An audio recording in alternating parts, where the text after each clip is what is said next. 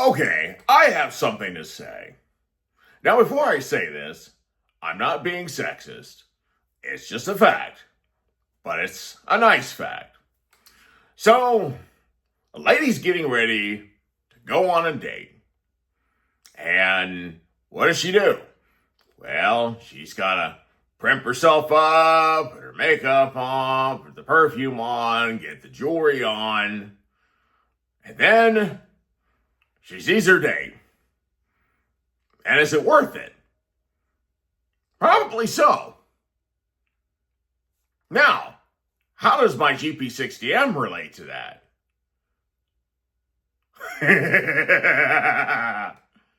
Huh. Let's talk about it. Coming up next on the War Bonds channel.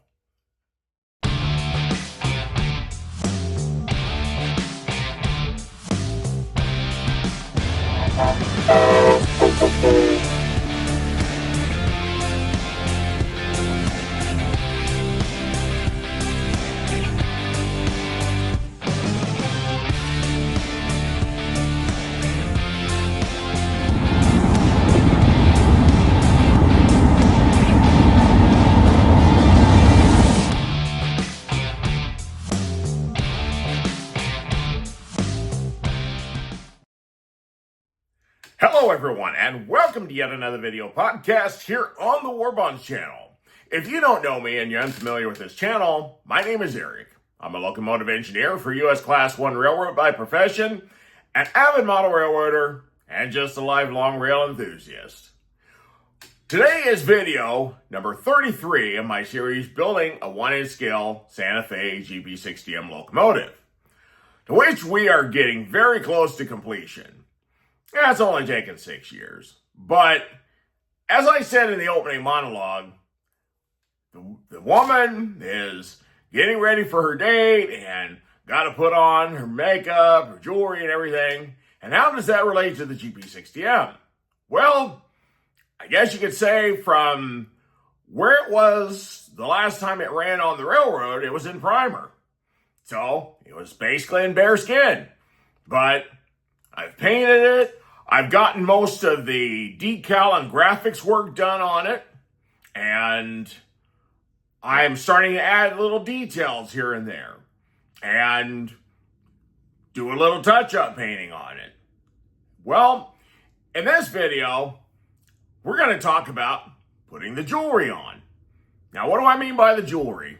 So, as my friend Charles coined the term jewelry, that basically refers to all the little details here. So I'm going to show you some of the little details, especially on the cab, that's going to make it pop. Now, there's a few things that I'm going to be showing you as far as details that I've created that are already in partial completion because I got ahead of myself, which sometimes when I get into the groove, it's easy to start going and going and going and going like, uh-oh. I forgot to actually shoot some footage on how I fabricated these parts and how they went together to become what you see. So, forgive me for some of that, but I'll show you some of those parts and we'll actually talk about them, how I made them, and we'll just kind of go from there. So, anyway, we're going to get started with video 33, adding the jewelry and more miscellaneous parts. What I actually have here is 40 thousandths evergreen styrene. So I did some cutting earlier on the bandsaw and was also doing some work on the bench sander for the handrail stanchions that I'm going to be working on shortly. So I'm just going to take this styrene here and just kind of work on the edges here, just trying to round them up. I want to put this in here and see if this actually fits in. And well, that side, ooh, this one last side here doesn't want to seem to go in. So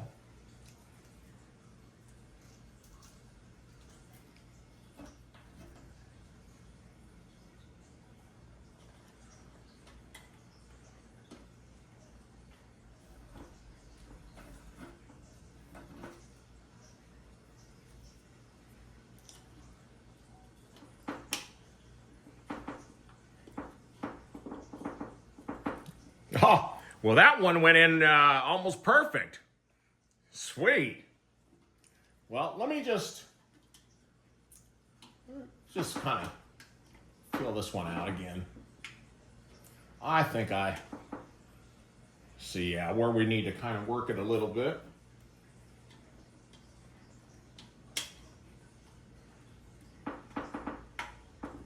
Oh, there we go. There we go.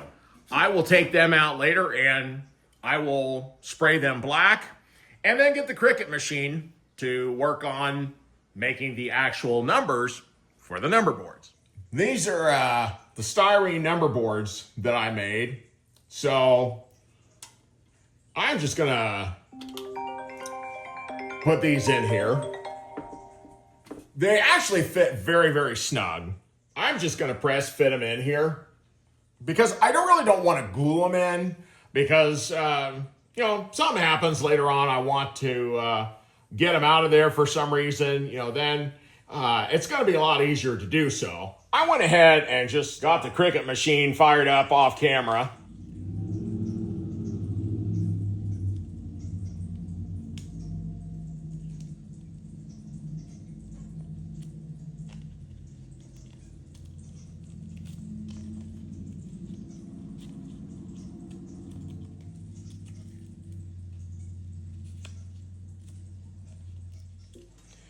Okay, it took a while, but I finally got all three of the numbers together. Now, I just have to maybe do a little bit of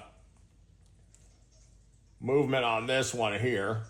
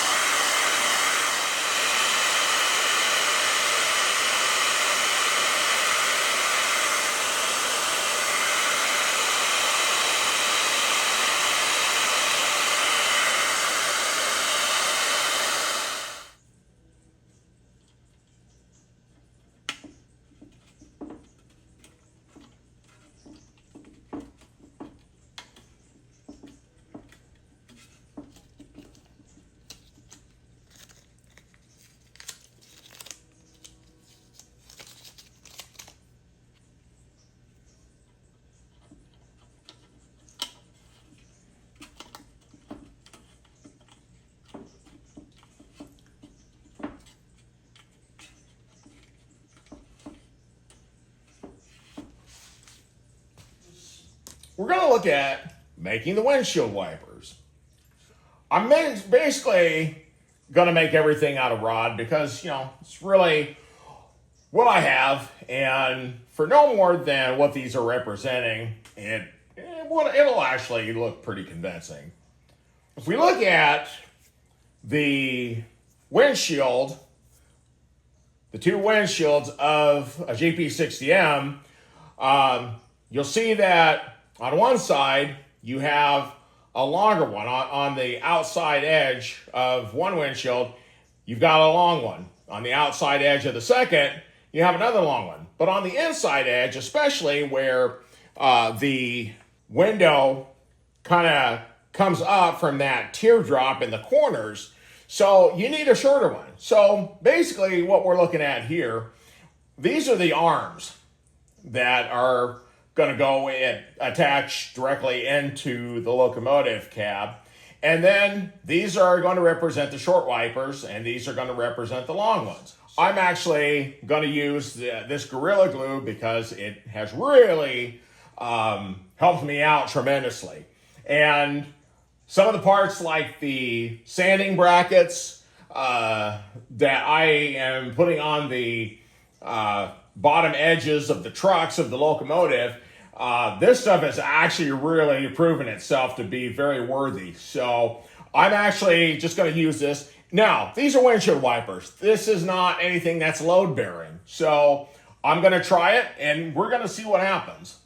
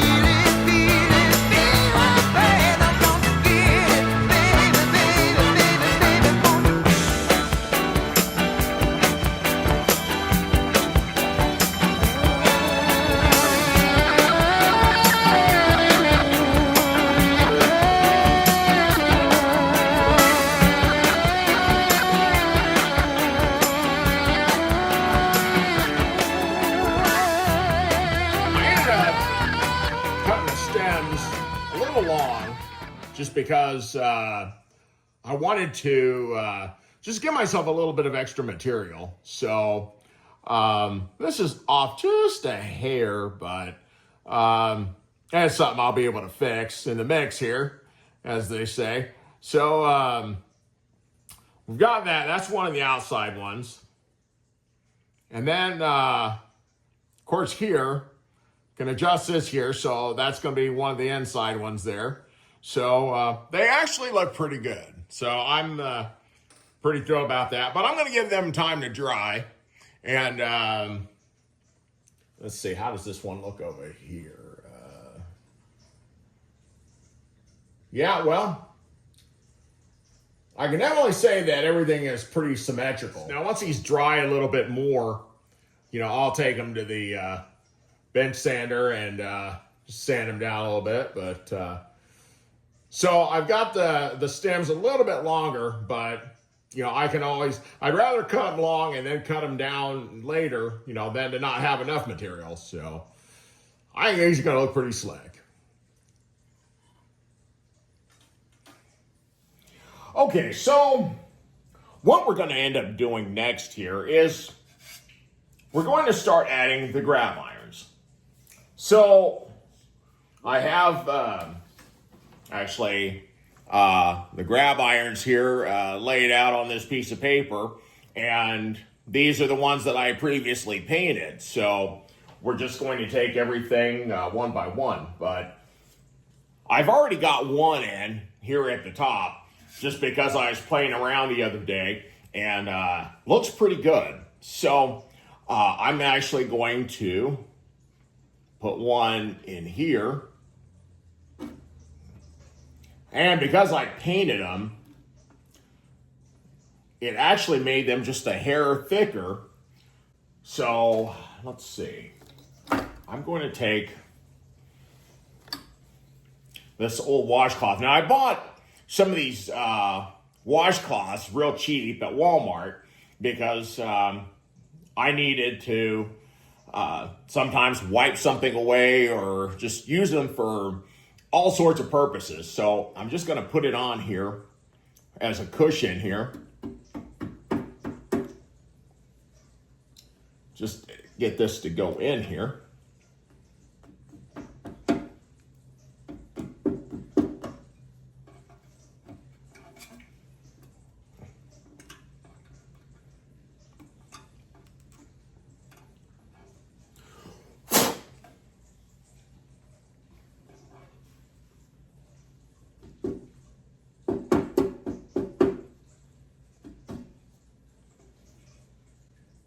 And, you know, I was thinking that I was going to glue these in, but man, this sucker's fitting in so snug that I think I'm just going to let it ride.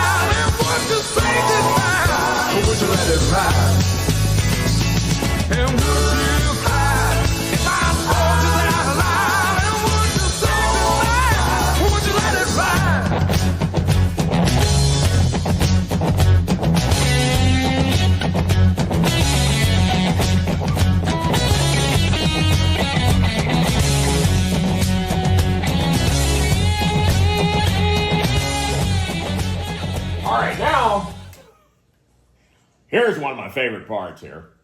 So, you can see this very well here. This was something that I was actually sitting in the hotel, and I had a template. So while I was on one of my layovers at work, I found a template and actually bent those. So they didn't come out too bad. So I'm not an expert, but it was something I decided to try, so it worked out pretty good. I just made sure that I also had a template to show the distance between the holes, and then worked on it, and it actually came out pretty good. So those definitely add to it.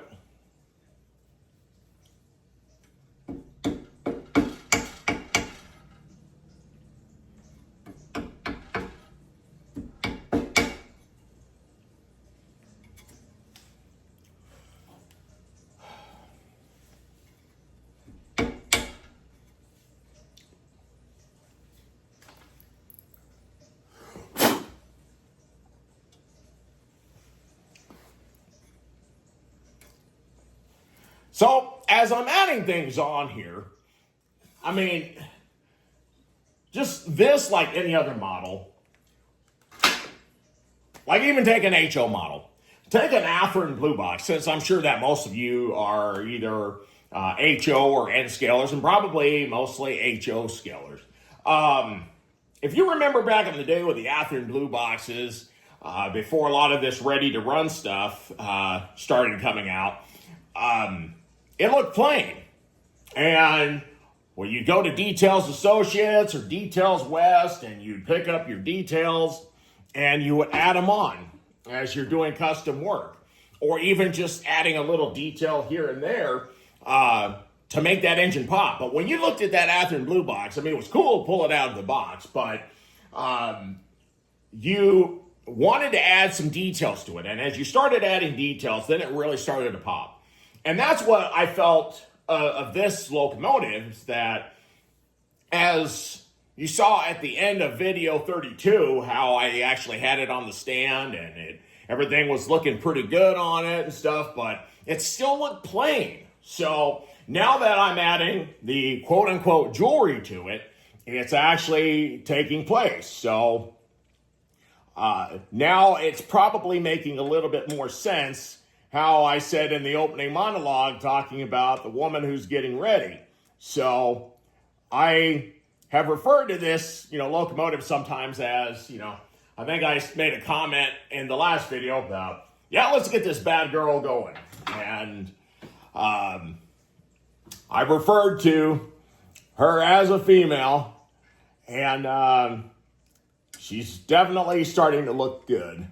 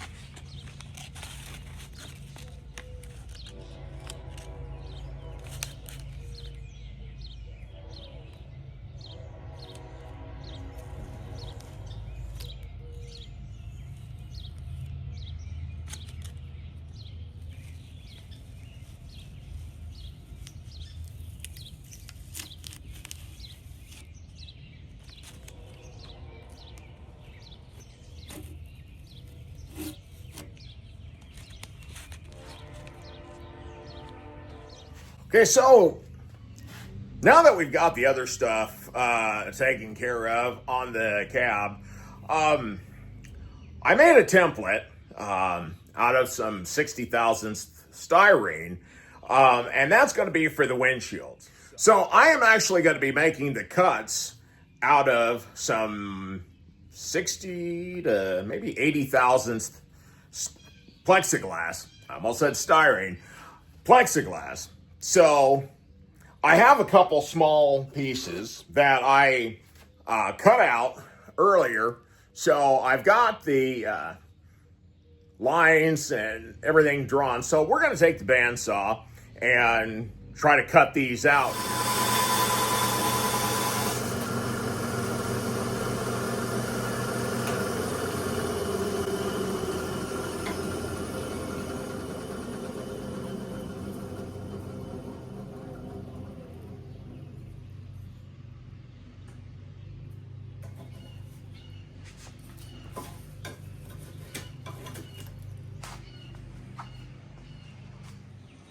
Well, you know, these videos are always anywhere from 25 minutes to maybe even close to up to an hour. But I've actually been working on this whole thing for probably the last 4 hours. And I'm happy. I've gotten some results here.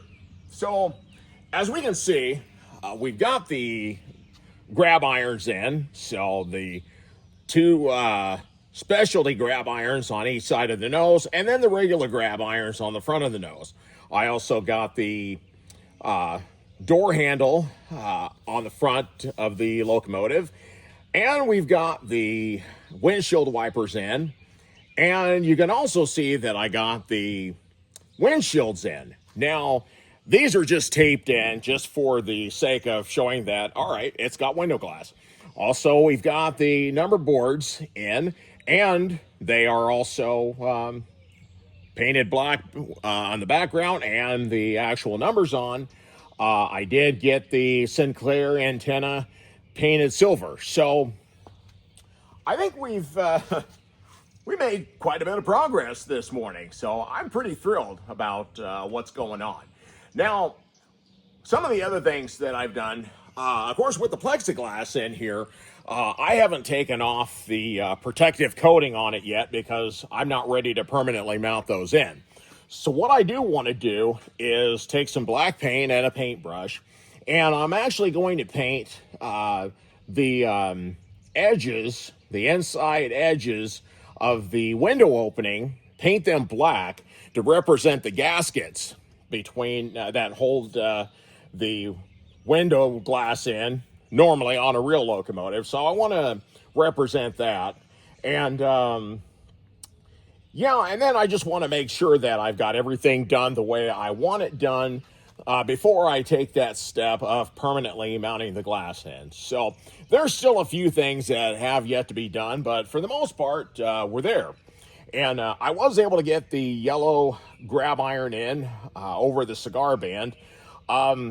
And everything that I see here, I'm going to have to do some touching up. But, you know, even on the real locomotives, when they come out of the paint shop, there's touching up that has to be done. Now, one of the other things that I also realized is that in taking the cab off and putting it on and moving the locomotive around and doing things, I've actually got some areas where things have chipped. And crap. But at the same time, you know what? I'm a modeler. I like to model what is real.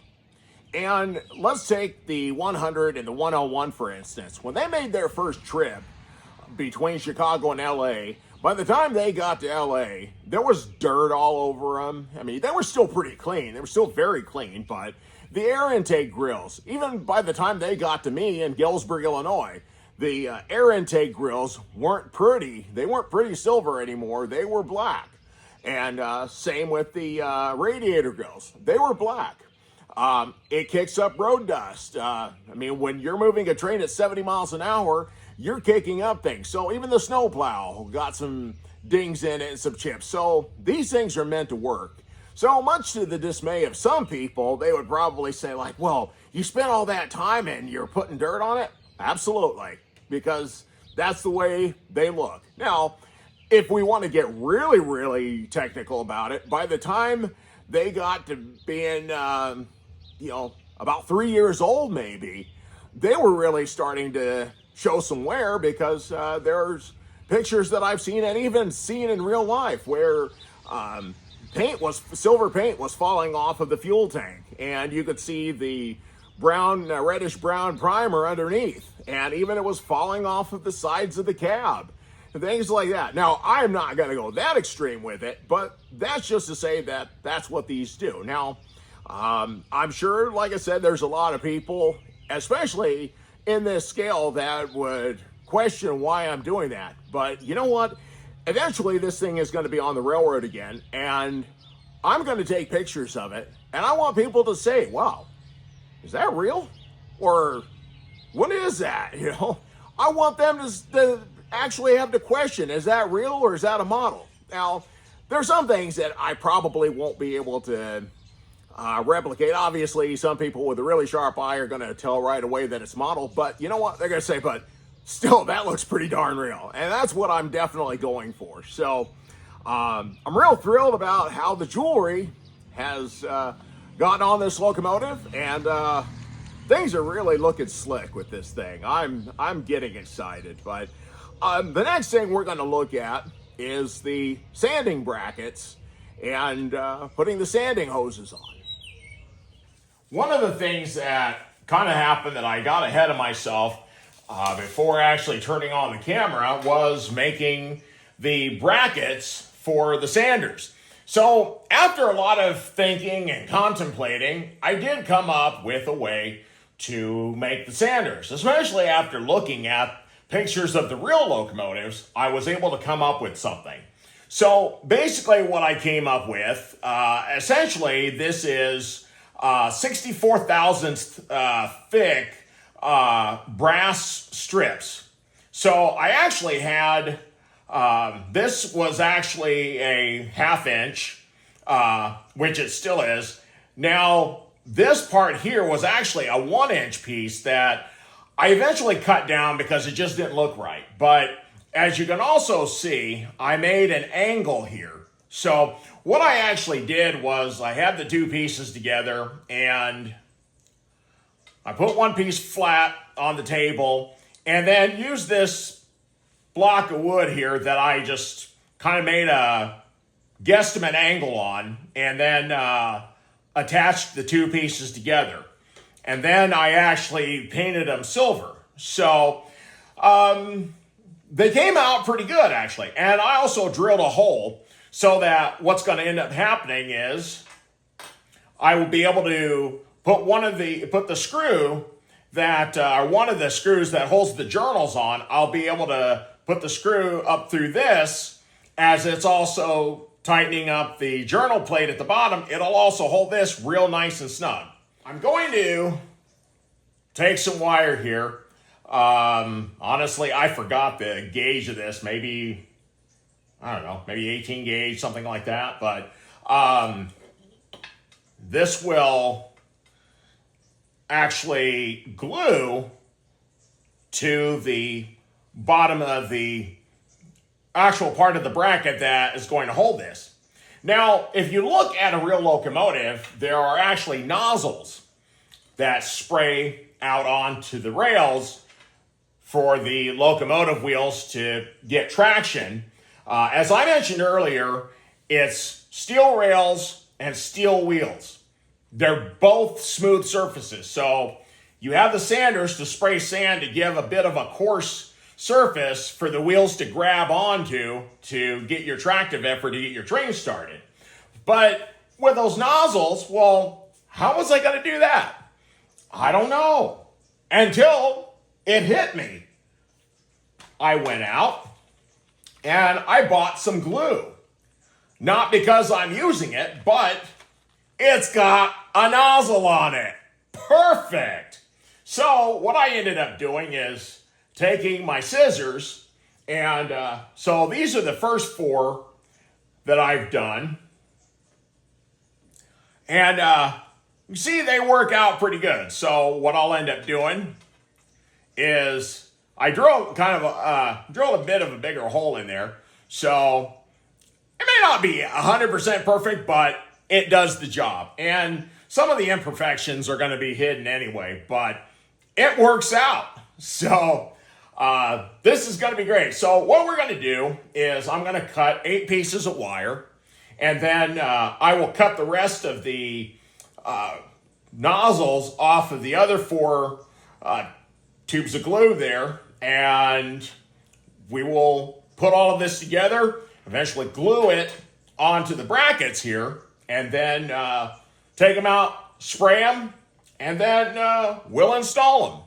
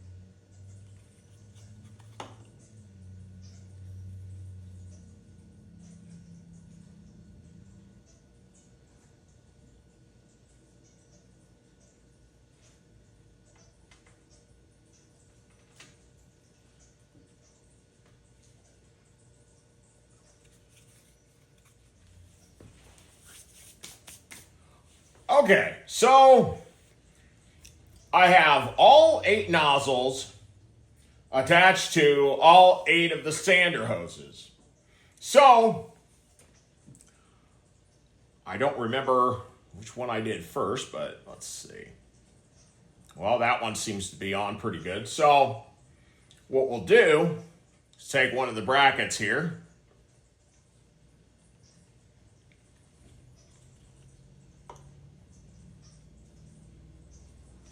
Now, I feel like this is a little primitive, but you know what? It should work.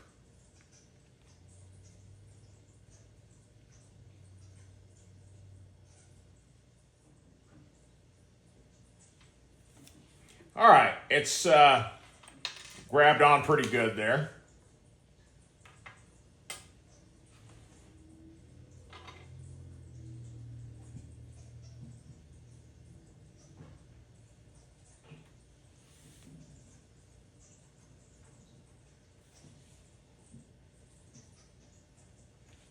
All right, so we're just going to do the same for the other 8 here.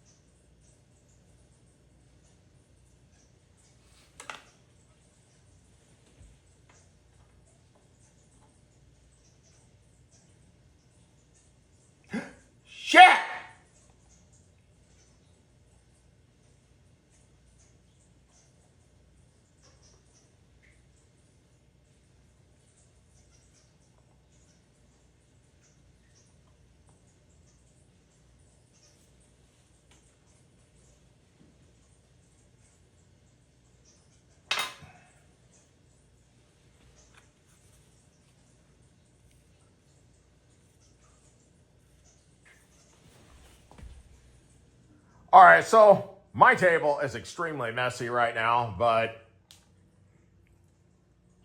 you can see all the sanders have been glued. So I'm going to let these sit for at least a couple hours and come back and see how they look. Maybe even longer. I do have other things I need to do besides modeling today, but at least those are done.